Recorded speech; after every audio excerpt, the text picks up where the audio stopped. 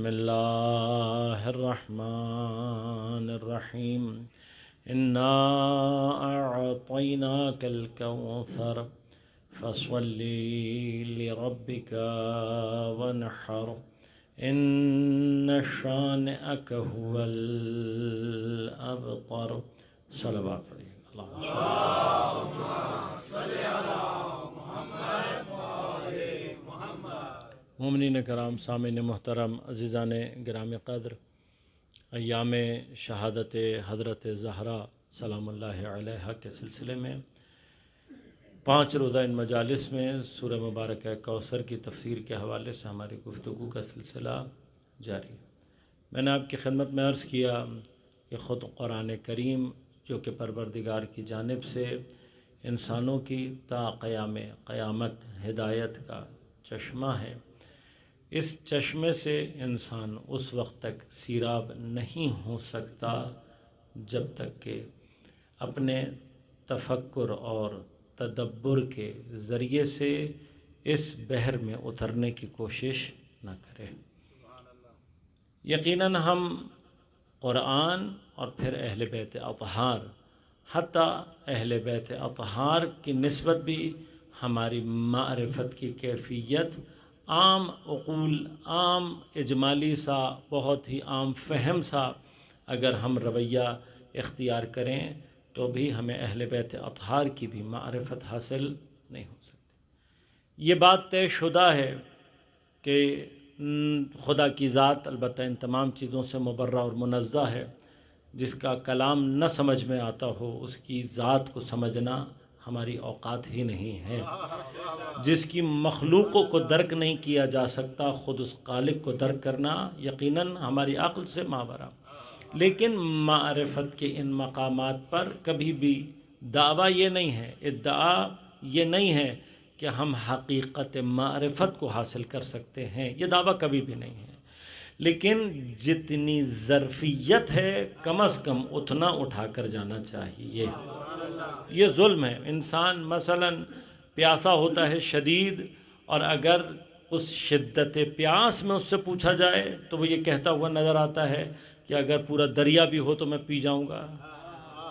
لیکن کنارے پر پہنچنے کے بعد، دریا کی وسعت کو درک کرنے کے بعد، اگر یہ سوچ کر کہ بھئی سیارہ دریا تو پی نہیں سکتا، پیاسا پلٹ آئے تب بھی ظلم کرے گا۔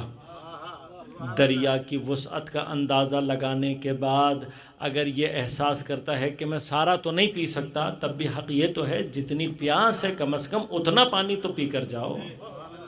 لہٰذا اہل بیت اطہار کی نسبت ہم یہ دعویٰ نہیں کرتے کہ ہم حقیقت معرفت کو درک کر سکتے ہیں، لیکن جتنی وسعت ہے کم از کم ہماری، اتنی وسعت میں ہم درک کرنے کی کوشش کریں۔ اور یہ سلسلہ مجالس حضرت سید الشہداء اسی مرحلے کا نام ہے۔ یہ احسان ہے پر حضرت کا کہ اپنی مجالس کے بہانے ہمیں نہ صرف قرآن میں تدبر کے حوالے سے ایک راہ ملتی ہے، ایک مرحلہ حاصل ہوتا ہے، اسی طرح سے خود اہل بیت اطہار کے فضائل اور ان کی معرفت کے لیے اسی درسگاہ سے سلسلہ معرفت جاری ہوتا ہے۔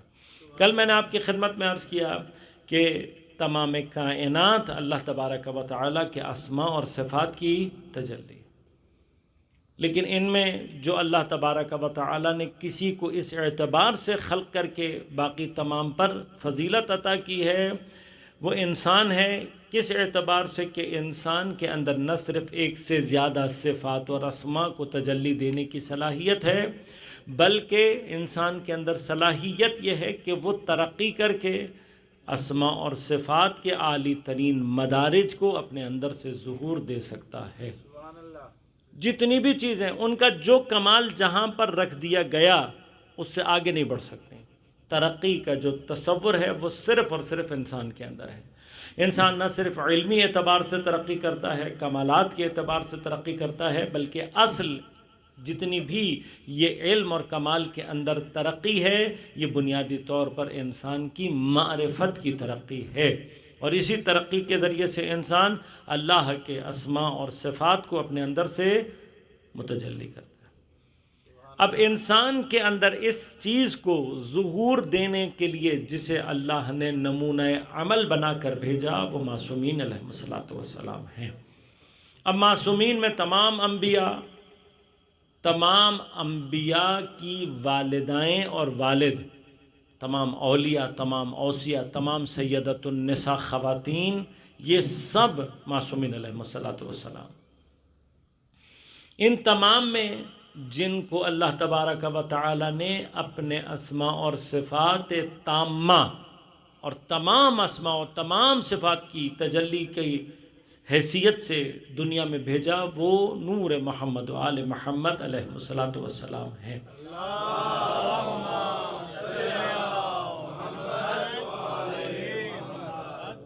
یہ یاد رکھیے گا کہ خدا کی بہت ساری صفات ایسی ہیں کہ جو صرف ایک ہی وقت میں ایک ہی ذات سے صرف اس وقت ظاہر ہو سکتی ہیں جب وہ ذات خود خالق کی ہو. کچھ صفات ایسی ہیں جو مخلوق کے اندر من حیث کہ وہ مخلوق ہے اس کیفیت سے کبھی بھی صادر نہیں ہو سکتی. لہٰذا انشاءاللہ یہ عقلی مباحث ہیں، لیکن کبھی اور فرصت رہے گی تو تفصیل سے عرض کروں گا کہ جیسے ہی اسماء اور صفات خالق خلقت یعنی مخلوق کے مرحلے میں داخل ہوتے ہیں تو کم از کم بھی جو ذوات تمام اسماء کو ظہور دے سکتی ہیں ان کا عدد 14 سے اوپر نہیں جاتا. بس یہ 14 یعنی یہ اب 14 مل کر تمام اسماء اور صفات الہیہ کو ظہور دیتے ہیں، لیکن ان کا 14 ہونا ہی ان کو مخلوق ثابت کرتا ہے، اسے خالق ثابت کرتا ہے. پر یہ فرق ہمیشہ سے باقی ہے. اب ان کے اندر بھی اللہ تبارک و تعالیٰ نے یہ 14 کیوں ہیں، اور پھر دنیا کے اندر آ کر خاص طور پر یہ 14 انوار 14 وجودوں سے ظہور کرتے ہیں. اور تمام کے تمام انوار آنے کے باوجود بھی یہ یاد رکھے کہ دنیا کے اندر یہ کیپیسٹی نہیں ہے کہ وہ تمام اسماء اور صفات اور تمام فضائل اہل بیت اطہار کو اپنے اندر سے ظہور دے سکے. کیپیسٹی نہیں ہے دنیا کی. لہٰذا اس دنیا کے اندر تمام جو مقامات فضائل اور معرفت اہل بیت ہیں وہ ظاہر بھی نہیں ہونے. کیوں؟ دنیا کے اندر کیپیسٹی نہیں. لہٰذا کل برادر نے برزخ کی طرف اشارہ کیا تھا. برزخ سے ایک سٹیپ آگے چل کے قیامت کا ذکر کرتا ہوں. موضوع انشاءاللہ عقائد کے ضمن میں کبھی رہا تو الگ سے بحث آپ کی خدمت میں عرض کروں گا. لیکن کبھی آپ نے سوچا کہ قیامت کو اتنا بڑا کیوں ہونا چاہیے، اتنی ایمنس کیوں ہے اس کا ٹائم اینڈ اسپیس؟ کہ سورہ معارج میں اللہ تعالیٰ ارشاد فرماتا ہے کان مقدارہ، قیامت کے ایک دن کی مقدار 50,000 سنہ. قیامت کے ایک دن کی مقدار دنیا کے 50,000 سالوں کے برابر ہوگی. اب یہ قیامت کا ایک دن ہے جس کی مقدار 50,000 سال. لہٰذا ذرا سی بھی ملٹیپلیکیشن آگے لے کر جائیں گے تو آپ خود بخود قیامت کے بارے میں کیا کہیں گے کہ یہ حیات ابدی ہے، لامحدود ہے.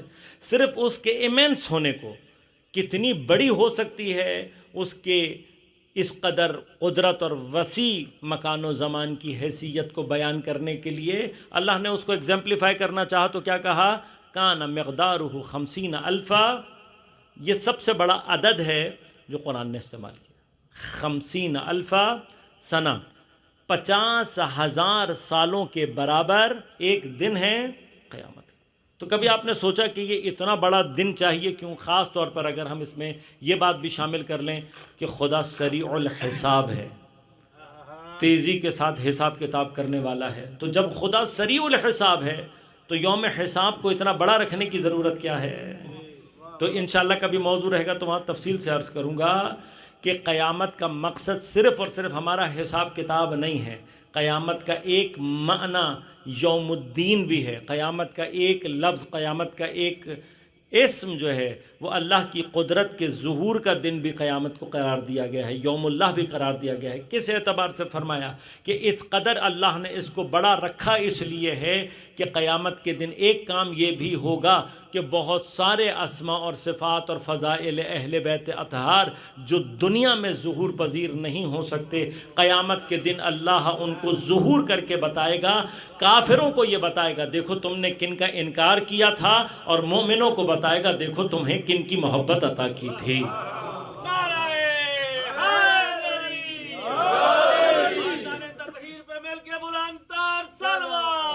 اللہم صلی اللہ۔ اچھا، ہم یہ سمجھتے ہیں کہ اہل بیت اطہار کی محبت کے ذریعے سے ہم مثلا خدا کے ساتھ ہم کوئی پارٹی بازی کر لیں گے، خدا کے ساتھ ہمارا کوئی ایسا کنیکشن ہوگا کہ ہم ہر جو الٹا سیدھا بھی خدا سے ان کے ذریعے سے مانگیں گے خدا ہمیں یہ خدا کا کوئی رول نہیں ہے۔ اس کو سب سے پہلے اپنے ذہنوں سے کلیئر کریں، اور یاد رکھیے گا اہل بیت اطہار کی محبت کو دنیا کی پست ترین چیزوں کے ساتھ معاملہ کرنے کی کوشش مت کیا کریں۔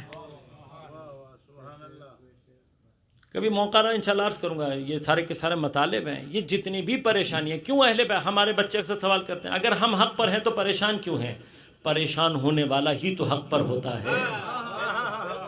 یہ قاعدہ ہے، یہ قانون ہے، لہذا روایات میں ملتا ہے، فرمایا کہ اے حبیب ان سے کہو اگر یہ دنیا میری نظر میں مچھر کے پر کے برابر بھی قیمت رکھتی ہوتی تو میں تمہارے محبوں کو عطا کر دیتا ہے۔ چونکہ اللہ کی نظر میں اس دنیا کی کوئی حیثیت ہی نہیں ہے، لہذا اللہ نے اس دنیا کو اہل بیت کے محبوں کے لیے قرار دیا ہی نہیں ہے۔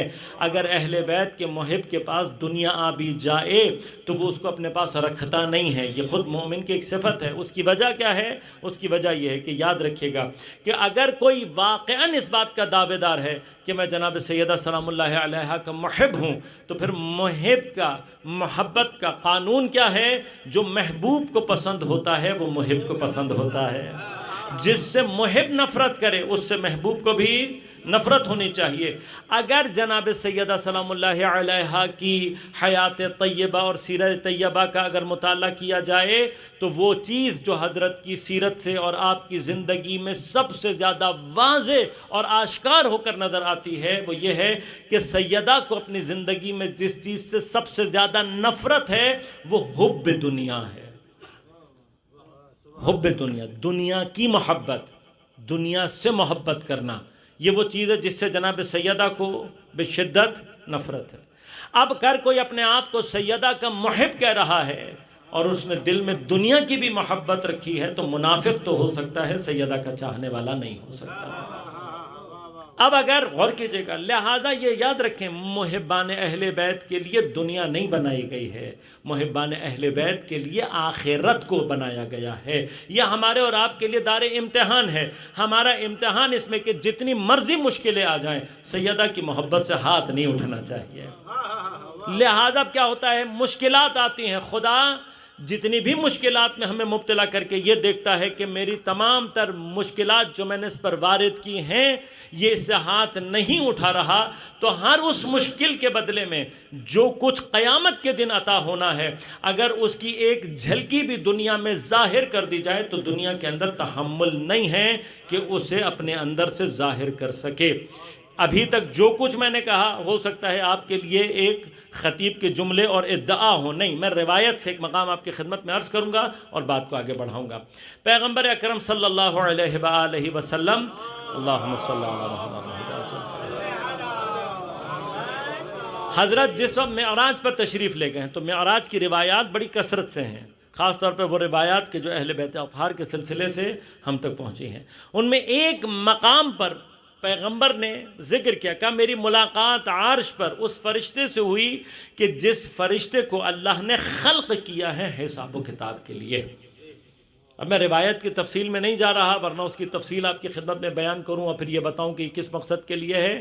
وہاں پر اس فرشتے کی جتنی بھی تمثیل بیان ہوئی ہے کہ اس کے اتنے بازو، اتنے بازوؤں میں اتنے ہاتھ، اتنے ہاتھوں میں اتنے انگلیاں، اتنی انگلیوں کی اتنی پوریں وغیرہ وغیرہ جو کچھ بھی بیان ہوا ہے، اصل میں اس کا مقصد یہ ہے کہ ہمارے ذہنوں میں یہ بات سمجھ آ جائے کہ وہ فرشتہ کیلکولیشن کے اعتبار سے کتنا محکم ہوگا۔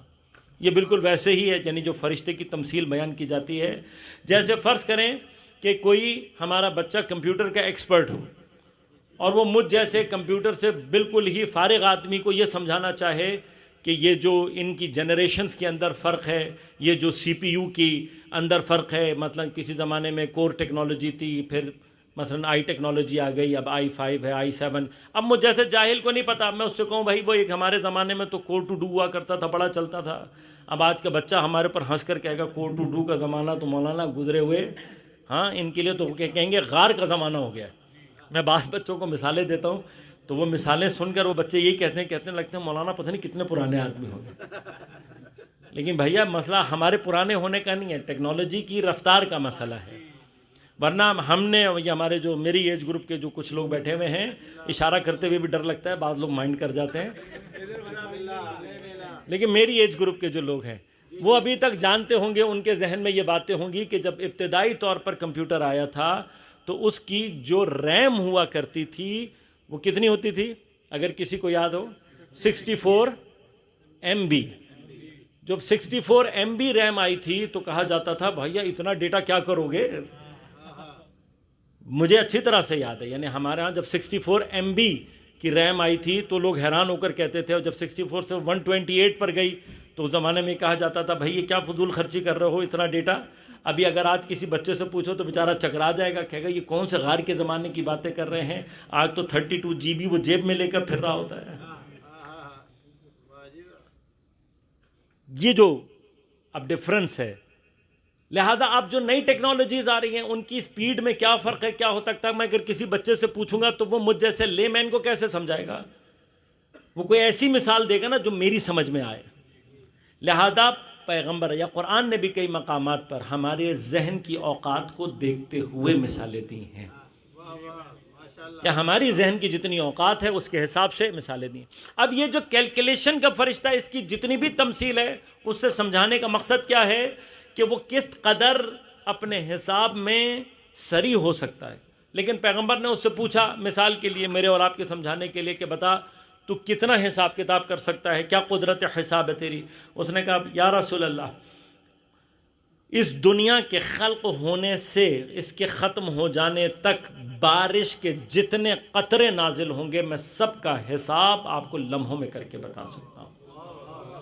یہ بھی بتا سکتا ہوں کتنے شب میں گریں گے، کتنے دن میں گریں گے، کتنے خشکی پہ گریں گے، کتنے پانی میں گریں گے.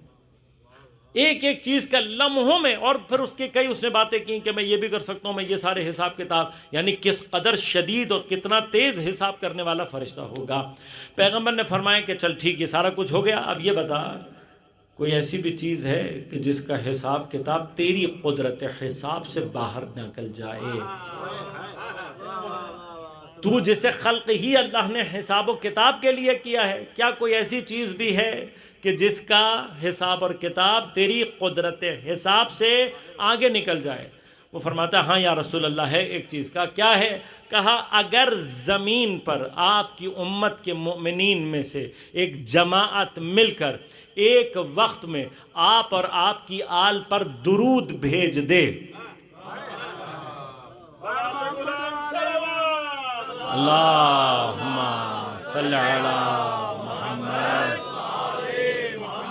عربی قواعد کے مطابق جماعت کے لیے 3 افراد کا ہونا کافی ہے. لفظ جمع 3 افراد اگر ہو جائیں تو جمع شروع ہو جاتی ہے، کم از کم 3 افراد. اب یاد رکھیں جتنی افراد کی تعداد زیادہ ہوگی اتنی جماعت کی قوت زیادہ ہوتی چلی جائے گی. ملٹی پلائر ایفیکٹ ہے، جتنے زیادہ افراد ہوتے چلے جائیں گے اس کا ملٹی پلائنگ ایفیکٹ آٹومیٹیکلی زیادہ ہوتا چلا جائے گا. اب ایک جماعت مؤمنین، فرمایا کہ ایک مرتبہ جب مل کر آپ اور آپ کی آل پر درود بھیجتے ہیں، یا رسول اللہ اس ایک بھیجے ہوئے درود کا حساب کتاب اتنا ہے کہ مجھ فرشتے جس کو حساب کے لیے اللہ نے خلق کیا اس کی قوت حساب سے باہر نکل جاتا ہے.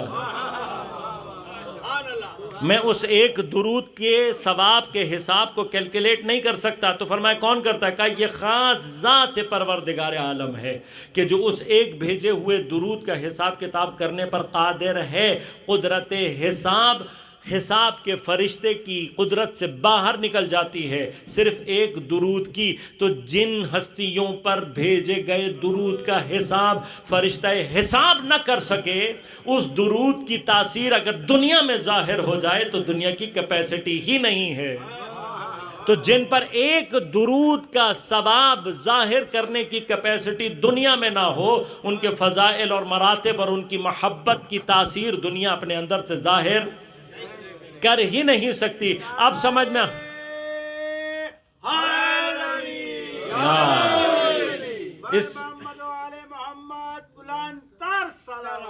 اللہم صلی علی محمد وعلی محمد. لہٰذا یہ یاد رکھیے گا، جب بھی فرش سید الشہداء پر بیٹھیں، کہیں پر بھی آپ کا اجتماع ہو، درود جب بھی پڑھیں پوری کوشش کیا کریں سب پڑھیں اور مل کر اور ایک آواز کے ساتھ پڑھیں۔ جتنا آپ کی درود کے اندر شرکت زیادہ ہوگی اتنا اس درود کی ثواب کی کیفیت خود بخود شدید ہوتی چلی جاتی ہے۔ محمد وآل محمد صلوات اللہم صلی علی محمد وآل محمد وعجل۔ لہٰذا آپ غور کیجئے گا، جب ایک درود سے حاصل ہونے والے ثواب کی یہ کیفیت ہے تو خود ان ذوات مقدسہ کی اپنی مقام معرفت اور فضائل کیا ہوگی۔ لہٰذا قیامت کو ایمنس رکھا گیا اسی لیے تاکہ وہ ظہور دے سکے ان کی معرفت کے، ان کے فضائل کے بعض مقامات پر۔ اب ان تمام کے درمیان میں جب یہ دنیا میں آئے ہیں تو جو فرق ہے وہ فرق بھی دنیا کے اعتبار سے، کیونکہ دنیا کے اندر کیپیسٹی نہیں ہے، لہٰذا دنیا کی کیپیسٹی کے اعتبار سے 14 قالبوں میں، 14 جسموں میں ان کو ظہور دیا گیا تاکہ دنیا کی کیپیسٹی کے اعتبار سے ان کے کمالات اس دنیا کی جو کیپیسٹی اس کے اعتبار سے ظہور پیدا کر سکیں۔ لہذا اب غور کیجئے گا، اب جب ہم کسی ایک ذات کی بات کر رہے ہوتے ہیں ان میں سے تو مراد ہرگز یہ نہیں ہوتی کہ ہم خدا نخواستہ ان کے درمیان کوئی کمپیریزن کر کے کسی کو کسی پر فضیلت دینے کی کوشش کر رہے ہوتے ہیں۔ یہ سب مرحلہ نہیں ہے۔ میں اس کی ایک مثال آپ کی خدمت میں عرض کروں گا، ہو سکتا ہے بات میں آپ تک پہنچا سکوں۔ اگر یہ بات آپ تک پہنچ گئی تو پھر کبھی بھی کوئی آپ سے بحث کرے یہ مثال ذہن میں رکھیے گا اور یہ بتا دیجئے گا کہ یہاں پر کمپیریزن کی بحث نہیں ہے۔ اب اس کی بہترین مثال کیا ہے؟ یہ خود بھی چونکہ اسماء و صفات الہیہ کی تجلی ہیں، اسی سے مثال دوں گا۔ پروردگار عالم کا اگر ذات، اس میں ذات کی بات کی جائے تو وہ اسم مبارک جلالہ اللہ تبارک و تعالی، اللہ اسم جلالہ اللہ، اس کے جمیع صفات و جمیع کمالات اور ذات کا اسم اللہ ہے۔ لیکن وہ رحمان ہے یا نہیں؟ رحیم ہے یا نہیں؟ کریم ہے یا نہیں؟ رحیم ہے یا نہیں؟ قدیر ہے یا نہیں؟ علیم ہے یا نہیں؟ یہ تمام کے تمام بھی اسماء اور صفات الہیہ ہیں۔ اب کیا آپ یہ کہہ سکتے ہیں کہ اللہ تبارک و تعالی مثلا علیم زیادہ ہے یا قدیر، یا اس کی رحمان صفت زیادہ اچھی ہے یا رحیم صفت زیادہ اچھی ہے، وہ کریم زیادہ ہے یا ودود زیادہ ہے، حنان زیادہ ہے یا منان زیادہ ہے؟ اگر میں حنانیت کو بیان کروں تو کیا منانیت کا قائل نہیں ہوں؟ اگر کیا میں اس کی جباریت کو بیان کر رہا ہوں تو کیا میں اس کی قہاریت سے انکار کر رہا ہوں؟ نہیں۔ آپ کہیں گے جب ایک صفت کو بیان کیا جا رہا ہوتا ہے چونکہ اس کی بازگشت اصل لفظ اللہ کی طرف ہی ہے اور یہ ساری اسی کی صفات ہیں تو ان کے درمیان کمپیریزن نہیں ہے، کمپیریزن نہیں ہے۔ جدا جدا کر کے سمجھنے میں ہر ایک صفت کو جب الگ دیکھا جائے گا تو اس کے اپنے اندر معانی ہیں، اس کے اپنے الگ کیفیات ہیں۔ بالکل اسی طرح سے یاد رکھیے گا، یہ 14 کے 14 معصومین اپنی حقیقت نورانیہ میں سب صرف اور صرف حقیقت محمدیہ رکھتے ہیں، لہذا کلنا محمد ہے۔ لیکن جب یہ حقیقت نورانیہ محمدیہ دنیا میں 14 جسموں 14 قالبوں میں ظہور کرتی ہے تو پھر محمد و آل محمد کی صورت میں سامنے آتی ہے۔ اب ان 14 کو جب ہم الگ الگ، مثلا جب شہادت کو امام حسین سے بیان کریں گے تو باقیوں سے ان کو افضل قرار نہیں دے رہے ہوتے، یہ بتاتے ہیں کہ اگر وجود مبارک پیغمبر اس جگہ پر ہوتے، ان سرکمٹانسز میں ہوتے تو اسی شہادت کی کیفیت کو ایسے ہی ظہور دیتے۔ لہذا ان کی صفات کو جب الگ سے بیان کیا جا رہا تو کسی کو کسی پر فضیلت نہیں دی جا رہی ہوتی، ایک ہی حقیقت کی صفات کو بیان کیا جا رہا ہوتا ہے۔ لہذا ان کے درمیان یہ کوئی کمپیریزن نہیں ہے، کسی کو کسی پہ فضیلت دینا نہیں ہے۔ اور یہ یاد رکھیے گا، میں ہر جگہ اس بات کو بڑی شدت کے ساتھ تاکید کرتا ہوں، آپ کے درمیان بھی کروں گا کہ اسی کیفیت کو اولنا محمد، اوسطنا محمد، آخرنا محمد اور کلنا محمد، کہ جس کے اوپر ہم نے کئی سال نعرے بھی لگائے، لیکن اس کی جو سب سے خوبصورت ترین ڈیفینیشن اور تفسیر ہے وہ رہبر معظم نے اپنی کتاب 250 سالہ انسان میں کی ہے۔ اس کتاب کا مطالعہ ضرور کریں، چاہے روزانہ 2 صفحے کر کے کریں، کوئی اور کتاب آپ پڑھیں یا نہ پڑھیں، یہ کتاب ضرور پڑھیے گا۔ کیوں؟ اس روایت کی اگر واقعاً تفسیر اور صحیح معنی میں دیکھنا چاہتے ہیں یہ کتاب آپ کو دکھائی دے گی۔ رہبر کی اس کتاب کا جو عنوان ہے 250 سالہ انسان، اس کو لفظ کیوں دیا آپ نے 250 سالہ کا؟ یہ ایسا لگتا ہے کہ 250 سال میں 14 آدمی نہیں، ایک ہی آدمی ہے جو مختلف صورتوں میں زندگی گزار کر گیا ہے، لہذا ثابت کیا ہے انہوں نے، پھر ثابت بھی کیا سیرت سے، کہا بالکل ثابت ہوتا ہے یہ تاریخ میں کہ جہاں پر پیغمبر کی حیات ختم ہو کر مولا کائنات کی زندگی ابتدا کر رہی ہے، اگر پیغمبر کو یہی سرکمٹانسز دیے جاتے، پیغمبر بے عین ہی وہی کرتے جو مولا کائنات نے کیا۔ جہاں پر مولا کائنات کی حیات ختم ہو کر امام حسن کی سلسلہ شروع ہوتا ہے کہ اگر حضرت پیغمبر اور مولا کائنات کو یہی سرکمٹانسز دیے جاتے، وہ بے عین ہی وہی کرتے جو امام حسن مصطفیٰ نے کیا۔ اب آگے بڑھتے چلے جائیں، ہر مقام وہی ظہور کر کے دے گا جو باقیوں کو اس مقام پر کرنا چاہیے۔ یعنی اگر آپ صرف افراد کو تبدیل کر دیں تو نام تو تبدیل ہو سکتا ہے، سیرت اور عمل ایک رہے گی۔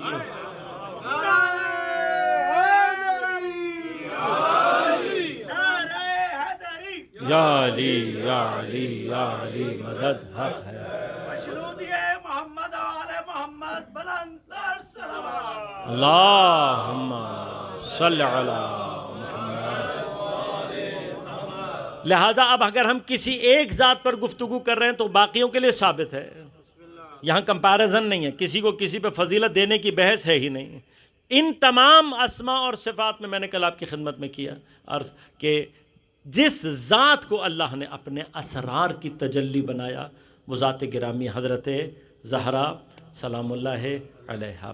لہٰذا یہ یاد رکھیے گا، جناب سیدہ اصلاً حضرت کا جو نام گرامی ہے فاطمہ سلام اللہ علیہا، یہ نام، اس کے بارے میں بھی جب ائمہ سے پوچھا گیا تو امام نے کیا فرمایا؟ کہ فاطمہ کا معنی ہوتا ہے دور رکھنے یا دور کرنے کے، لیکن روایات مختلف کیوں ہیں؟ اس لیے کہ ہر ایک کی اوقات کے مطابق امام نے جواب دیا۔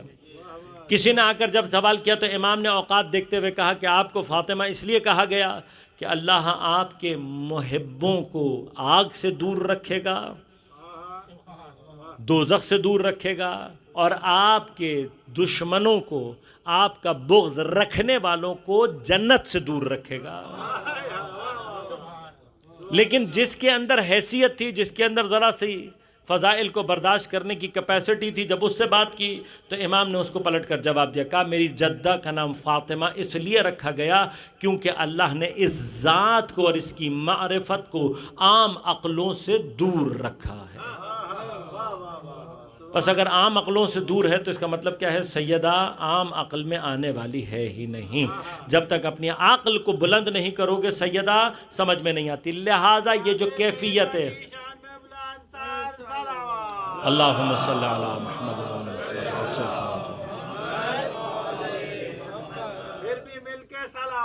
اللہم صلی علی محمد۔ اب حضرت کی ہر چیز کے اندر سر ہے، نام سر ہے۔ مثلا عقل سے دور رکھا، یہ عام طور پر بات سمجھ میں آنے والی نہیں۔ حضرت کا ہر لقب سر رکھتا ہے، جن میں سے انشاءاللہ کوثر کی طرف اشارہ کروں گا آپ کی خدمت میں۔ ہر لقب، مثلا حضرت کا لقب ہے ام ابیہا۔ اب ہم اور آپ بڑی تیزی سے ترجمہ پڑھ کے بعض جگہوں پر بغیر سمجھے نعرہ لگا کے آگے نکل جاتے ہیں، لیکن کبھی اپنے گھر میں جا کر ایک دفعہ غور تو کرنا کہ کون سی بیٹی ہوگی جو اپنے ہی باپ کی ماں کہلائے۔ کوئی بیٹی اپنے باپ کی ماں نہیں کہلا سکتی، تو کوئی تو سر ہے نا کہ پیغمبر اپنی ہی بیٹی کو ام ابیہا کہہ رہے ہیں۔ کیسے ہو سکتا ہے؟ یہ کیسے کا معنی کیا ہے؟ یہ کیسے ہی اس سر کی طرف اشارہ کرتا ہے کہ جب تک آپ اپنے عقلوں کو پرواز نہیں دیں گے لقب بی بی کا سمجھ میں ہر چیز بی بی کے سر سے بھری ہوئی ہے۔ زیارت نامہ جناب سیدہ سلام اللہ علیہ کا زیارت نامہ کیا ہے؟ سر، ابتدا ہی سے ایسا سر ہے کہ کبھی بھی اس زیارت نامے کے اگر آپ الفاظ پر ذرا سا غور کریں گے انسان صرف ایک جملہ کہہ سکتا ہے، وہ کیا ہے؟ کیسے۔ ہر زیارت جو بی بی کی نقل ہوئی ہے کہاں سے شروع ہوتی ہے؟ یا ممتحنۃ امتحنک اللہ الذی خلقک قبل ان یخلقک فوجدک لما امتحنک صابرہ۔ ممتحنہ وہ خاتون جس کا امتحان لیا گیا ہو۔ ممتحن کہتے ہیں امتحان لینے والے کو، ممتحن کہتے ہیں امتحان دینے والے کو۔ मुमतहनतो, ए वो खातून जिसने इम्तिहान दिया, जिसका इम्तिहान लिया गया। किसने इम्तिहान लिया? इम्तहनकिल्लाहुल्लज़ी खलक़की, उस अल्लाह ने तेरा इम्तिहान लिया जिसने तुझे खल्क किया। यहाँ तक तो मसला नहीं है। मसला कहाँ से शुरू होता है? यहाँ से। कब लिया इम्तिहान? फरमाया क़ब्ल अन यख़्लुक़की, इससे पहले कि तुझे खल्क करे।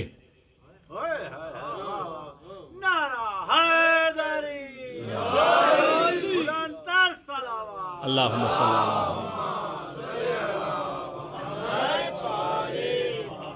अब मैंने जुमला कहा, ख़ास तौर पे मेरे बच्चों के जहन में फ़ौरन ही सवाल उठ गया होगा, क्या?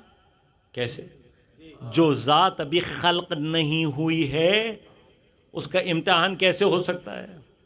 और फिर यही नहीं कि इम्तिहान हुआ, फरमाया व वजदकी लिमम्तहनकी साबिरा, और जो इम्तिहान अल्लाह ने लिया उस इम्तिहान में आपको उसने साबिरा पाया।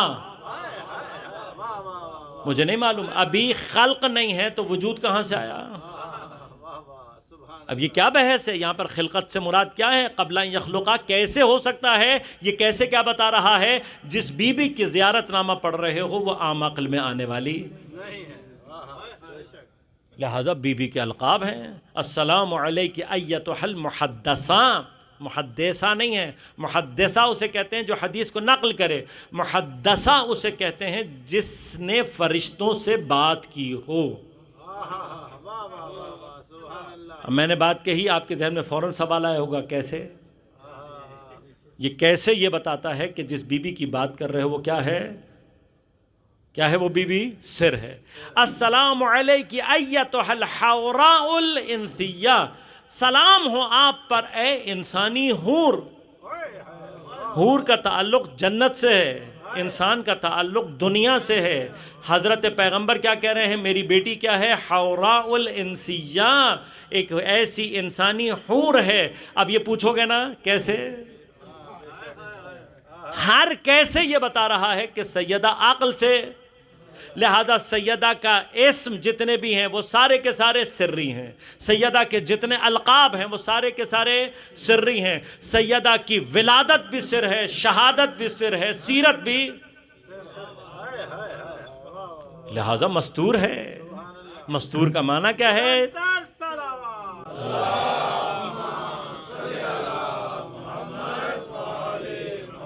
छुपी हुई है, हर चीज़ छुपी हुई है। विलादत सिर है बीबी की, कोई विलादत ऐसे नहीं है। मैं आज सिर्फ विलादत की तरफ इशारा करूंगा क्योंकि मेरी आगे की गुफ्तगू से मुताल्लिक़ है। विलादत सिर है बीबी की। क्या सिर है बीबी का? बीबी की विलादत का सबसे बड़ा सिर यह है कि पैगंबर ने जब फ़ज़ाइल बर्दाश्त करने वाला मजमा देखा तो एक मरतबा फरमाया कि मेरी बेटी सैयदा के नूर को अल्लाह ने आदम के खल्क़ होने से पहले खल्क़ किया। फिर लोगों ने फरमाया कि आदम से पहले भी कहा, आसमान और ज़मीन की खिलकत से पहले खल्क़ किया। का अगर आसमान और ज़मीन नहीं थे तो क्या सैयदा इंसान नहीं है? का हिया हौराउल इंसिया, सैयदा सिर्फ इंसान नहीं है बल्कि इंसानी हूर है।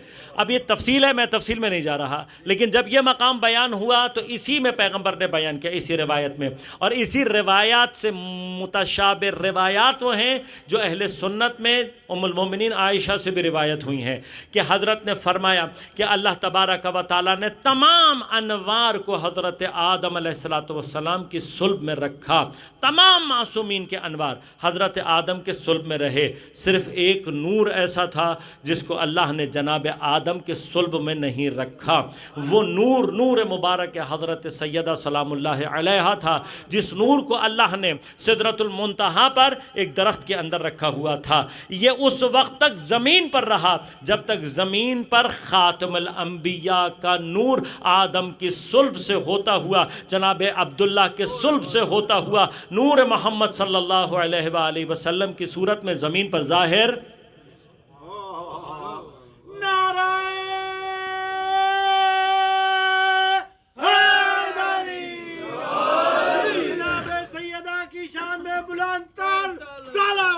अल्लाहुम्मा सल्ली अला मुहम्मद व अला मुहम्मद अज्जल मौलाना साहब की सेहत और सलामती के लिए बुलंद तर सलावत। अल्लाहुम्मा सल्ली अला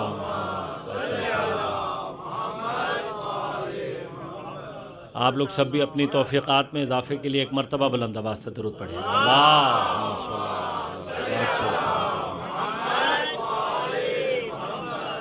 زمین پر جس وقت خاتم النبیین حضرت کا نور ظاہر ہو گیا، آپ آ گئے اور آپ کو بعثت کا مرحلہ بھی حاصل ہو گیا، خاتم النبیین ختم نبوت کے ساتھ جب زمین پر پہنچ گئے تو اللہ نے حضرت کو، واحد نبی ہے جس کو کیا عطا کی ہے حضرت کو؟ معراج۔ کبھی انشاءاللہ معراج پر بھی گفتگو رہی تو وہاں پر آپ کی خدمت میں عرض کروں گا کہ انشاءاللہ یہی جو سارا مرحلہ ہے کہ معراج پر یہ بحث ہے کہ آیا جسم گیا نہیں گیا۔ جسم بھیجنے سے پہلے یہ دیکھو کس کا جسم گیا ہے۔ معراج کے لیے لوگ اوپر دیکھ رہے ہوتے، بابا معراج کہیں اوپر نیچے نہیں ہے۔ معراج اصل میں مادے کا سفر ہے ملکوت کی جانب، ملک سے سفر ہے ملکوت کی جانب۔ ملکوت پہ جانے کے لیے آسمان پہ جانے کی ضرورت نہیں ہوتی۔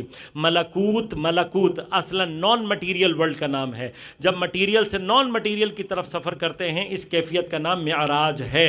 لہٰذا نماز کو مومن کی معراج صرف اس لیے کہا گیا ہے کہ نماز اگر مومن صحیح ادا کر لے تو وہ اس کو عالم ملک سے کاٹ کر ملکوت کی طرف لے جانے کی صلاحیت رکھتی ہے۔ پیغمبر، آپ غور کیجئے گا، پیغمبر کی معراج بعد میں سمجھیے گا، پہلے یہ سمجھیے گا کہ جس مادے سے نور پیغمبر اکرم صلی اللہ علیہ وآلہ وسلم آ کر متصل ہوتا ہے، اس نور کے اتصال کی پہلی کیفیت یہ ہوتی ہے کہ وہ مادہ اپنی بہت ساری صفات کو تبدیل کر دیتا ہے۔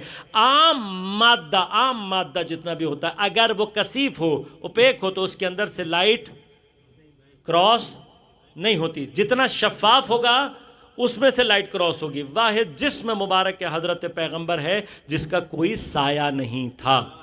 اب میں جتنے بھی یہ کہتے ہیں کہ جی 40 سال میں نبوت ملی، اس سے پہلے نبی نہیں تھے وغیرہ وغیرہ، ان تمام سے یہ سوال کرتا ہوں کہ مجھے چھوڑ دے باقی باتیں، بس یہ بتا کیا پیغمبر کا سایہ 40 سال کے بعد غائب ہوا یا جب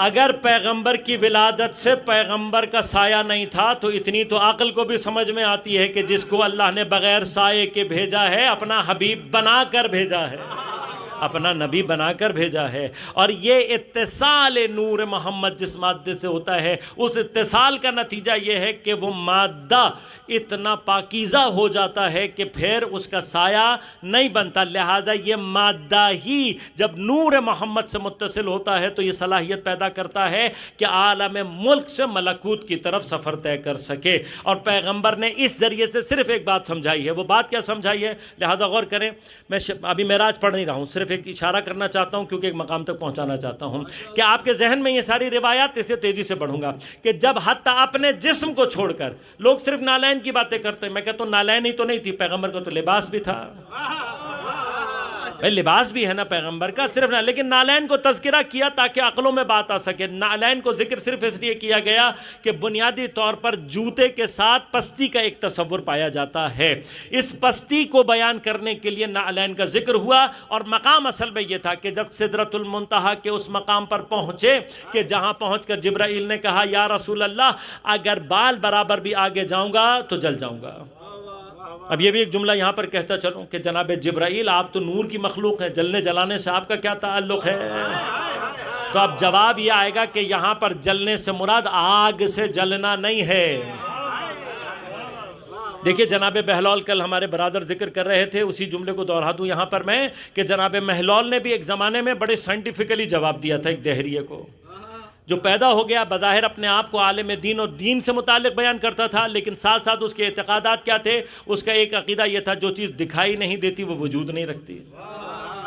ایک عقیدہ اس کا کیا تھا کہ عقیدہ یہ تھا کہ انسان اپنے افعال میں اختیار نہیں رکھتا۔ کیوں؟ اس لیے کہ اگر اختیار رکھتا ہے تو بادشاہ جتنے ظلم کر رہا ہے ان سب کا گناہ اس کے اوپر جائے گا، تو جب وہ اپنی مرضی سے کر ہی نہیں رہا، خدا کی مرضی سے کر رہا ہے، تو بادشاہ کا کوئی گناہ۔ یہ سارے عقیدے سیاسی رہے ہیں تاریخ میں، سارے عقیدے تاریخ میں سیاسی رہے۔ اور آخر میں ایک عقیدہ کیا تھا کہ بھئی شیطان کو جہنم میں نہیں ڈالا جائے گا، کیوں؟ آگ کا بنا ہوا ہے، جو آگ کا بنا ہوا ہے اسے آگ نہیں جلا سکتی. تو اب ایسے کو جواب ایسے ہی دیا جاتا ہے جیسے جناب بہلول نے دیا. جناب بہلول نے مٹی کا ایک ڈھیلا تیار کیا، خشک کر کے اس کو مضبوط سا ڈھیلا بنایا. یہ ایک دن جا رہے تھے، اٹھا کر وہ مٹی کا ڈھیلا سر پر دے مارا. اب یہ جناب بہلول کو پکڑ کر پہنچے، پوری خلقت جمع، قاضی کے سامنے بات ہو رہی ہے. تو حضرت بہلول سے پوچھا بھئی یہ دیوانے تم نے یہ کیوں کیا؟ انہوں نے کہا جی میں نے کیا کیا، میں تو کچھ بھی نہیں کیا. کہا تم نے تو کیا ہے. کہا میں نے یہ اس کو جواب دیا ہے. کہا یہ کیا جواب ہے؟ کہا اس سے پوچھو. یہ کہہ رہا ہے کہ میں نے کیا، جبکہ یہ خود کہتا ہے کہ انسان خود نہیں کرتا، اللہ نے کرتا ہے. تو جو میں نے بھی کیا وہ بھی میں نے اللہ ہی کی طرف سے. مجھے کس بات کے لیے گرفتار کر رہے ہو؟ کہا پھر کہا تم یہ کہتے ہو تم نے کچھ نہیں کیا، میرے اتنے شدید سر میں درد ہو رہا ہے. اس نے کہا اسی سے پوچھو. یہ کہتا ہے جو دکھائی نہیں دیتا وہ ہوتا نہیں ہے، یہ مجھے درد دکھا دے میں قبول کر لوں گا.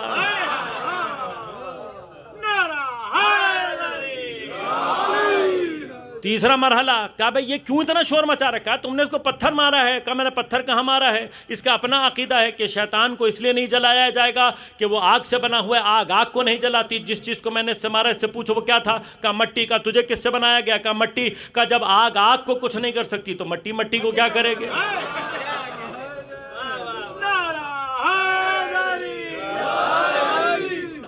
صرف ایک چھوٹا سا اشارہ، کیونکہ آپ جس ماحول میں رہ رہے ہیں بعض اوقات چیزیں آپ لوگوں کے لیے تھوڑی سی مشکل ہو جاتی ہیں. بچے بعض اوقات عقائد کے سوال کرتے ہیں کہ خدا دکھائی کیوں نہیں دیتا.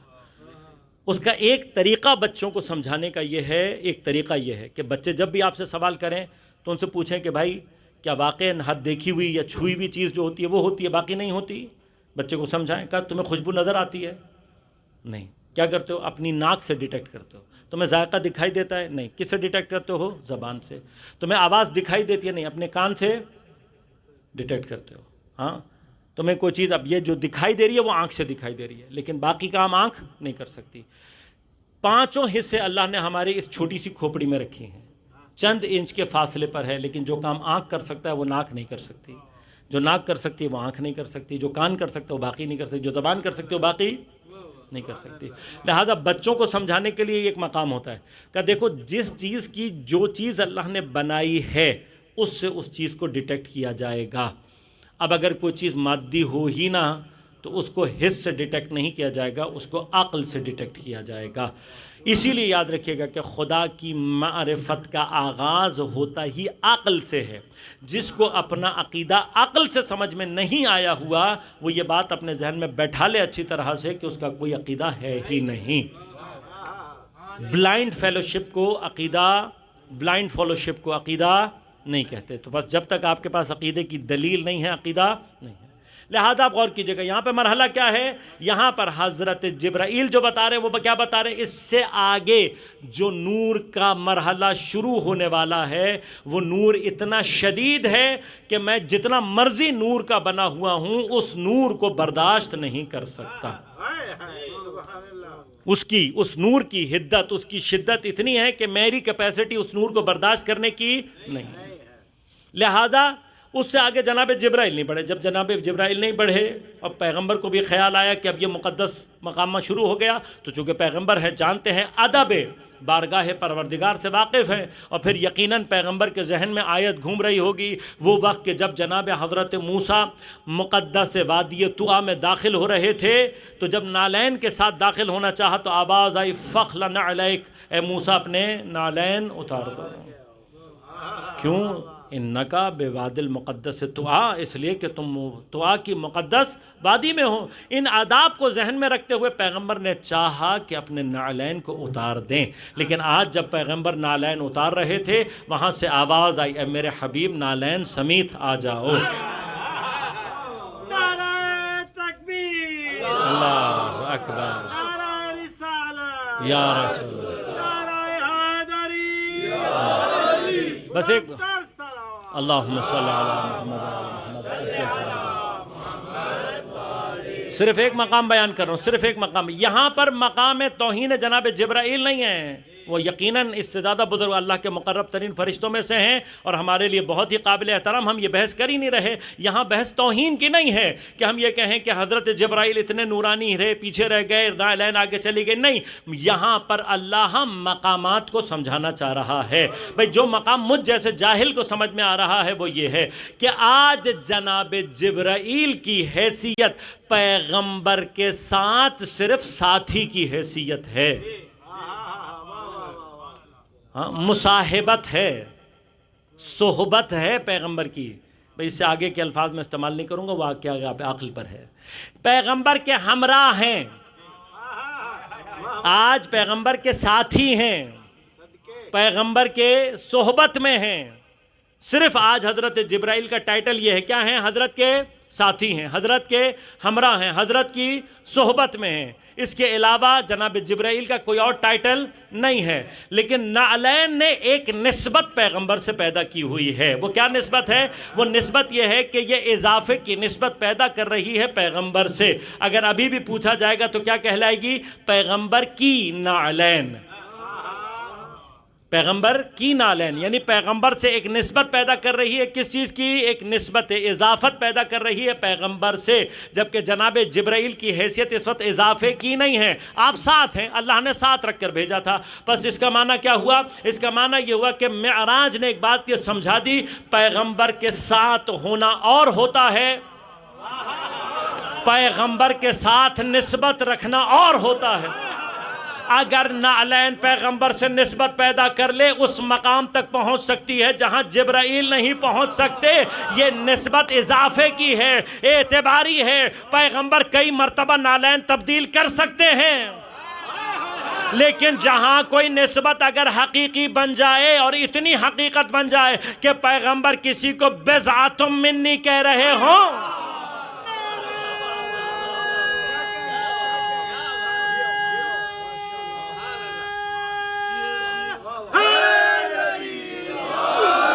جن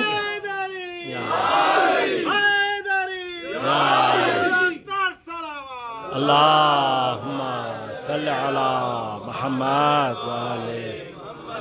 یہاں تو نسبت کا مرحلہ اور آگے بڑھ گیا. پیغمبر کسی کو اہلیت کے علاوہ صرف یہ نہیں کہہ رہے یہ اہل بیت ہیں، بلکہ کہہ رہے ہیں انہم منی وَأَنَا مِنْهُمْ لَحْمُهُمْ لَحْمِي دَمُهُمْ دَمِي. یہ کہہ رہے ہیں پیغمبر ان کا خون میرا ہے، ان کا لہو میرا ہے، ان کا گوشت میرا ہے، یہ مجھ سے ہیں، میں ان سے ہوں.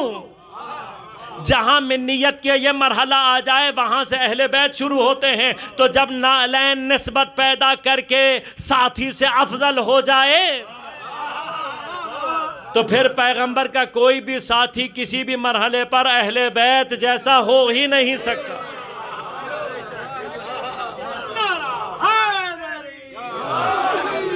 محمد و آل محمد بلند تر صلوات. اللہم صلی اللہ علیہ وسلم.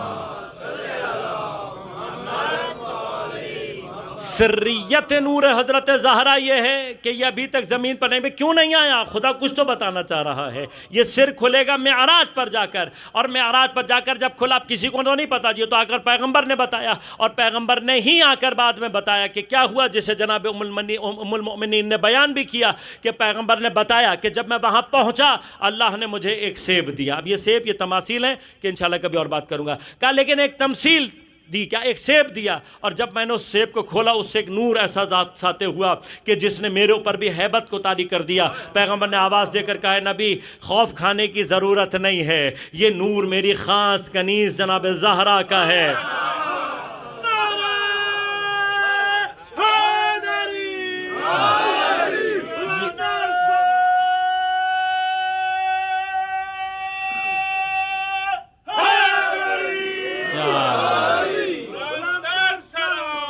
اللہم صلی علی محمد. مجھے نہیں پتا ابھی تو میرے پاس بحث کی گنجائش بہت ہے، کبھی معراج پڑھوں گا. آج صرف ایک اشارہ کر دیتا ہوں.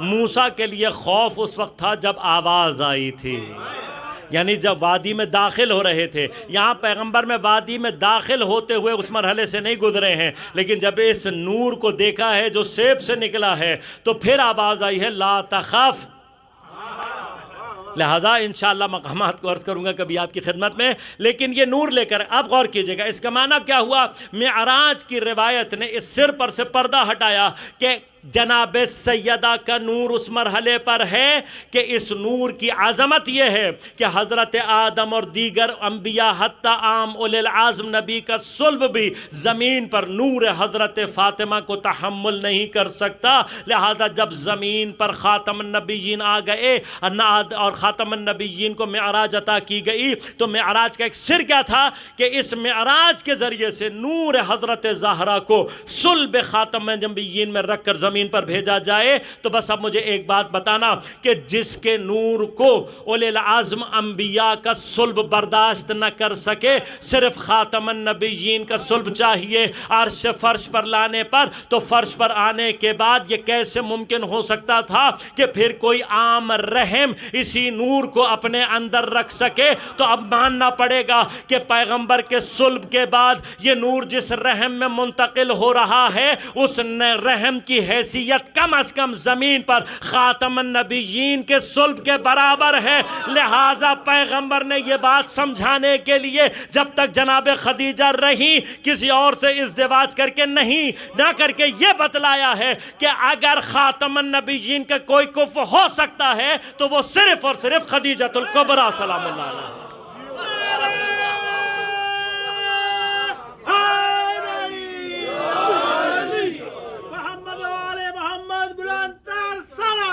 اللہم صلی علی محمد۔ تو اب یہ سوچیں کہ اس نور کو دنیا میں ظہور کرنے کے لیے عرش سے فرش پر لانے کے لیے خاتم النبیین کا صلب چاہیے، اور پھر اتنا کافی نہیں ہے، خاتم النبیین کے صلب سے منتقل ہو کر جس رحم مطہر میں رہے گا وہ رحم مطہر اس سیدہ کا ہونا چاہیے کہ جو اپنی کیفیت میں خاتم النبیین کے کفو ہو سکے۔ لہذا خود جناب سیدہ کے بعد اگر کائنات کی تمام خواتین میں کوئی افضل ترین خاتون ہے تو وہ خاتون جناب خدیجہ الکبریٰ سلام اللہ علیہا۔ یہ وہ بی بی جس کی ولادت کے اندر بھی سر ہے، یہ سر ہے کہ اس سری انداز سے پروردگار نور حضرت زہرا سلام اللہ علیہا کو عرش سے فرش کی طرف بھیج رہا ہے۔ حیات بھی سر ہے بی بی کی، شہادت میں بھی سر ہے۔ شہادت کے سر ہیں، اسرار ہیں۔ اکثر لوگ سوال کرتے ہیں کہ سیدہ دروازے پر کیوں آئیں؟ اکثر بچے سوال کرتے ہیں مولا کائنات نے تلوار کیوں نہیں نکالی؟ یہ یاد رکھیے گا کہ میں نے کل بھی عرض کیا تھا، اپنی عقلوں سے معصوم کو، بلکہ معصوم کی سیرت سے اپنی عقل کو سمجھانا ہے۔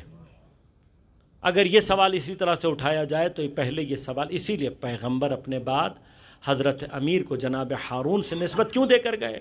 اس کی ایک وجہ یہ بھی ہے کہ یہ ہارون امت ہے، اس کے اوپر جو تہمتیں لگتی ہیں وہ وہی ہیں جو حضرت ہارون پر ہے۔ لہٰذا اگر یہ سوال تم حضرت امیر کے بارے میں کرتے ہو تو پہلے حضرت ہارون کے بارے میں کرو کہ حضرت ہارون نے جب دیکھا کہ پوری امت گوسالہ پرست بن رہی ہے تو تلوار کیوں نہیں نکالی؟ جواب دیا نا حضرت نے کہ اگر میں تلوار نکالتا تو ایسا فتنہ اور فساد ہوتا کہ پھر دین الہی خطرے میں پڑ جاتا۔ حضرت امیر کے تلوار نہ نکالنے کی ایک واحد اور سیدھی سادی سی وجہ یہ ہے کہ دشمن جانتے تھے کہ اگر آج علی نے تلوار نکال لی دین اسلام میں ایسا رخنہ پیدا ہوگا کہ جسے پر کرنا ناممکن، پیغمبر کی ساری جتنی بھی محنت ہے وہ ختم ہو جائے۔ لہذا علی کی شجاعت کا اصل امتحان یہ تھا کہ جو انگلیاں خیبر اکھاڑ لیں وہ مدینہ کے اوباشوں کے سامنے سر جھکا کر بیٹھا ہوا ہے۔ کوئی مرحلہ تو نہیں ہے، یہ جانتے ہیں کہ علی نے اگر تلوار اٹھا لی یہاں پر لاشیں اٹھانے والا کوئی نہیں ہوگا، لیکن علی کے صبر کا امتحان ہے، لہٰذا علی خاموش ہیں۔ سیدہ کیوں آئی ہیں میدان میں؟ اگر سیدہ نہ آتی تو آج حضرت امیر پر تہمت یہ لگ رہی ہوتی کہ یہ لڑائی سیاست کی لڑائی تھی، یہ لڑائی کرسی کی لڑائی تھی، سیاسی اقتدار کی لڑائی تھی، لیکن سیدہ دروازے کے پیچھے آ کر یہ ثابت کر گئیں کہ یہ اقتدار کی جنگ نہیں ہے، یہ دین کے دشمن جو دین کو نابود کرنے کے لیے آئے تھے، ان کا تعلق دین سے نہیں۔ لہذا سیدہ کا اسی وجہ سے خود امام حسین کا بیویوں کو اپنے ساتھ لے جانے کا جو فلسفہ تھا وہ اصل میں یہ تھا کہ ان کے ذریعے سے تاریخ میں پیغام یہ پہنچے گا، اور پہنچا کہ یہ لوگ امام حسین کے سیاسی دشمن نہیں تھے، یہ لوگ دین پیغمبر کو ختم کرنا چاہتے تھے۔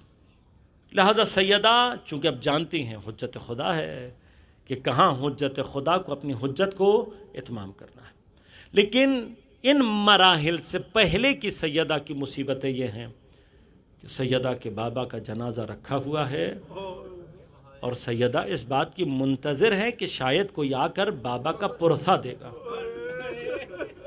لیکن وہاں امت ایسی سیاست کی جنگ میں لگی ہوئی ہے کہ کئی دن تک سیدہ کو بابا کا پرسہ دینے کے لیے کوئی نہیں آیا۔ اور پھر اس کے بعد جو واقعات ہیں اس کے بارے میں تاریخ میں یقیناً تردد پایا جاتا ہے کہ کون سے واقعات کس وقت پیش آئے، پہلے فدق چھینا گیا یا پہلے دروازہ جلایا گیا۔ یہ مباحث تاریخ میں مشوش ہیں، لیکن اکثر علماء کا کہنا یہ ہے کہ پہلے بی بی کے دروازے کو آگ لگائی گئی ہے اور اس کے بعد فدق چھینا گیا۔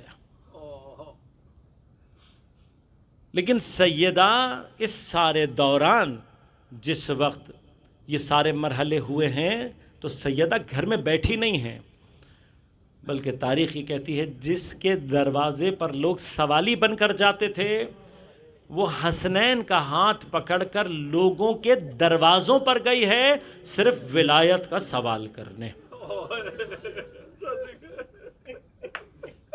جو کبھی گھر سے نہیں نکلتی، جو اس بات کو پسند نہیں کرتی کہ کوئی نامحرم آواز کو سنے، ولایت کے تحفظ اور اتمام حجت میں صحابہ کے دروازے پر کھڑی ہے، ہاتھوں میں حسنین کے ہاتھ ہیں، اور دروازوں پر جا کر دستک دیتی، جب کوئی آتا باہر تو پوچھتی انسیتم قول رسول اللہ یوم غدیر من کنت مولاہ فہذا علی مولا، کیا تم نے پیغمبر کا غدیر کے دن کا یہ قول بھلا دیا کہ پیغمبر نے کہا جس کا میں مولا ہوں اس کا علی مولا؟ اتنی کوشش کے باوجود حضرت امیر کا ساتھ دینے کے لیے 4 سے زیادہ لوگ سامنے نہیں آئے، اور ان تمام حالات کے گزرنے کے باوجود جب تک حضرت مقاومت کر رہے تھے حکومت کی جانب سے پریشر بڑھتا چلا جا رہا تھا، اور جب ایک دن اطلاع ملی کہ کچھ لوگ علی کے گھر میں موجود ہیں تو ایک مرتبہ اپنے کچھ افراد کو بھیجا کہ جاؤ اور جا کر علی کو گرفتار کر کے لے کر آؤ۔ تاریخ میں ایک خط کا ذکر ملتا ہے، اکثر لوگ یہ کہتے ہیں کہ جی یہ تاریخ کا یہ خط ضعیف ہے، اس کی روایت ضعیف ہے۔ میں نے کل بھی آپ کی خدمت میں عرض کیا تھا کہ تاریخ کی تحقیق کا معیار اور ریسرچ میتھڈالوجی مختلف ہے۔ تاریخ میں اس خط کا مل جانا خود ایک ایسا کلو ہے کہ جو بہت سارے مراحل کو ہمارے لیے خود بخود کھولتا ہے۔ روایت ضعیف صحیح ہو، لیکن ایک مرتبہ 1% اگر آپ اس کے اوپر یقین پیدا کر لیں، 1% امکان کے ساتھ بھی پوری تاریخ کا دھارا خود بخود بدل جاتا ہے۔ اس خط کا کل جو مضمون ہے وہ یوں سمجھ لیں کہ جس کی نسبت حضرت کے قتل کی طرف دی جاتی ہے، اس نے اپنے قتل کا اعتراف کیا ہے اس خط میں۔ میں صرف چند اقتباسات آپ کی خدمت میں پڑھوں گا، اس سے زیادہ میرے قلب میں ہمت نہیں۔ خط کے عنوان میں جملہ استعمال ہوا ہے، کہتا ہے کہ میں نے اپنی زندگی میں اتنی شجاع خاتون کبھی نہیں دیکھی۔ کہ میں نے بھیجا کچھ لوگوں کو جاؤ علی کو گرفتار کر کے لے کر آؤ، وہ کچھ دیر بعد واپس آ گئے، اور آ کر انہوں نے یہ کہا کہ ہم اندر نہیں جا سکتے۔ کہا کیوں؟ کہا اس لیے کہ دروازے کے پیچھے سیدہ کھڑی ہے۔ کہ یہ سننا تھا۔ ایک مرتبہ غیظ میں اٹھا، ہاتھ میں میرا تازیانہ تھا، اور میں نے آ کر دروازے کو کھولنے کی کوشش کی تو جناب سیدہ نے کہا تجھے معلوم ہے دروازے کے پیچھے کون ہے؟ میں ہوں سیدہ بنت مصطفیٰ، میرے ساتھ پیغمبر کے بیٹے حسنین ہیں۔ جب بی بی نے تعارف کرایا تو آواز جواب آئے وَإِن ہوا کرے، اگر علی کو نہ نکالا تو ہم دروازے کو آگ لگا دیں گے۔ کہا اس کے بعد میں نے دروازے کو کھولنے کی کوشش کی تو سیدہ نے دروازے کے پٹوں کو اپنے دونوں ہاتھوں سے اس طرح سے تھاما کہ سیدہ کی انگلیاں دروازے کے باہر کی جانب ظاہر ہو رہی تھیں۔ جب میں سے طاقت لگا کر بھی دروازہ نہ کھلا، میں نے اپنے تازیانے سے سیدہ کی انگلیوں پر اتنی ضربتیں لگائی کہ بالآخر سیدہ نے دروازہ چھوڑ دیا۔ کہ دروازہ چھوڑ کر سیدہ نے اتنے دردناک انداز سے گریہ کیا کہ ایک مرتبہ میرا قلب بھی تھوڑا نرم پڑا اور میں نے سوچا کہ پلٹ جاؤں، لیکن پھر علی کا بغض دوبارہ میرے دل میں سر اس نے اٹھایا اور میں پلٹ کر آیا۔ میں نے جب دروازے کو لات ماری تو معلوم ہوا سیدہ دروازے کے ساتھ مل کر کھڑی ہوئی تھی۔ میری لات مارنے سے بھی جب دروازہ نہ کھلا تو مجھے غصہ آیا اور میں نے حکم دیا، جیسے ہی میں نے حکم دیا لکڑیاں رکھ کے دروازے کو آگ لگا دی گئی۔ راوی خود کہتا ہے کہ جب دروازے کو آگ لگی تو میں دیکھ رہا تھا دروازہ جل رہا تھا، لیکن سیدہ نے دروازے کو چھوڑا نہیں۔ سیدہ نے دروازے کو چھوڑا نہیں ہے، بلکہ سیدہ جلتے ہوئے دروازے کے پیچھے بھی کھڑی رہی۔ کہا میں بڑی دیر تک برداشت کرتا رہا، پھر جب مجھے غصہ آیا تو میں نے آگے بڑھ کر دروازے کو ایک مرتبہ زور سے لات ماری۔ بس عزیزوں، یہ وہ مرحلہ تھا جب آگ نے دروازے کو اس طرح سے جلا دیا تھا کہ دروازے کے قبضے بھی جل چکے تھے۔ بس جیسے ہی ملعون نے لات ماری ہے دروازہ اپنے قبضوں سے جدا ہوا۔ بس جب دروازہ قبضوں سے جدا ہوا سیدہ کے قدم لڑکھڑائے ہیں اور ایک مرتبہ سیدہ جلتے ہوئے دروازے اور دیوار کے درمیان آ گئی۔ کہتا ہے کہ اس کے باوجود بھی سیدہ نے جگہ نہ چھوڑی تو میں نے آگے بڑھ کر پشت دروازہ اپنی نیام سے ایسی ضربت لگائی کہ سیدہ کا پہلو شکستہ ہو گیا۔ پہلو شکستہ ہوا سیدہ کا اور سیدہ زمین پر گر کر رو رہی تھی، اور ایک مرتبہ سیدہ نے رو کر کہا واہ محمدہ واہ مصیبتہ۔ لیکن عزیزو، سیدہ کی مظلومیت کا مقام یہ ہے، سیدہ کی مظلومیت کا مقام یہ ہے، کائنات کا مشکل کشا سیدہ سے کچھ قدم کے فاصلے پر موجود تھا۔ یا علی مدد کہنے والوں، ایک مرتبہ تصور کرو، ہمیں ذرا سی تکلیف ہوتی ہے ہم علی کو مدد کے لیے پکارتے ہیں، لیکن سیدہ کی مظلومیت یہ تھی کہ کائنات کا مشکل کشا کچھ قدموں کے فاصلے پر تھا، لیکن آج سیدہ علی کو مدد کے لیے نہ بلا سکی۔ ایک مرتبہ آواز دے کر کہا یا فضا خذینی، اے فضا کر مجھے سنبھال۔ ارے میرا محسن ساقط ہو کر شہید ہو گیا۔ جناب فضا نے آگے بڑھ کر سیدہ کو سہارا دیا۔ جیسے ہی سیدہ نے دیکھا کہ لوگ گھر میں وارد ہو رہے ہیں، ایک مرتبہ سیدہ تمام قد کے ساتھ دوبارہ کھڑی ہو گئی۔ اس مقام پر ملعون خط میں لکھتا ہے میں نے اتنی شجاع خاتون زندگی میں کبھی نہیں دیکھی۔ سیدہ پھر تمام قد کے ساتھ میرے سامنے کھڑی تھی۔ کہا ایک مرتبہ میں نے ہاتھ اٹھا کر ایسا تماچا لگایا سیدہ زمین پر گر گئی۔ ملعون کہتا ہے آج بھی مجھے مقنے کے نیچے سے سیدہ کا گوشوارہ ٹوٹنے کا احساس ہوتا ہے۔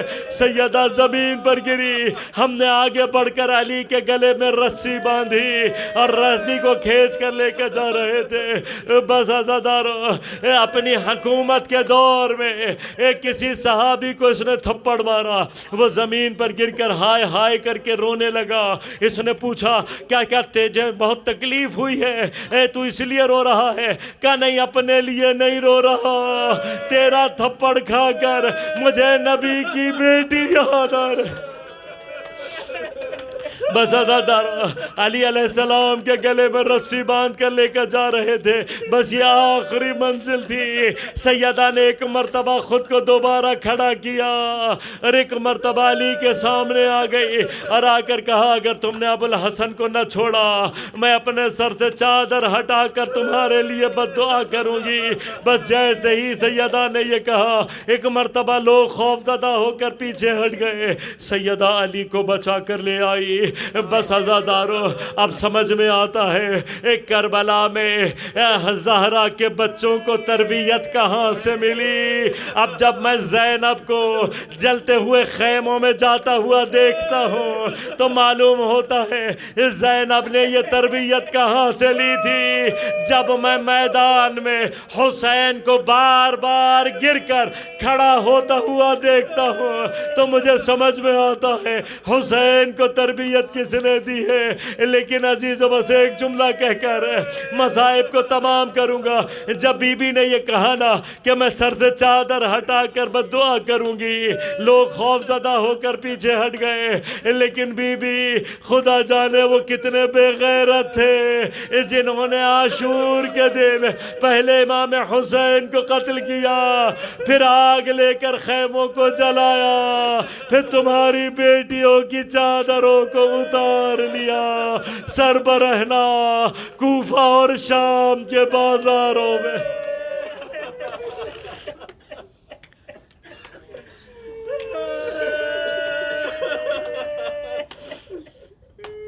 الا ولعنت اللہ علی القوم الظالمین وسيعلم الذين ظلموا أي منقلب ينقلبون۔ بار الہ بحق زہرا و ابیہا و بعلہا و بنیہا، ہماری عبادت کو اپنی بارگاہ میں قبول و منظور فرما۔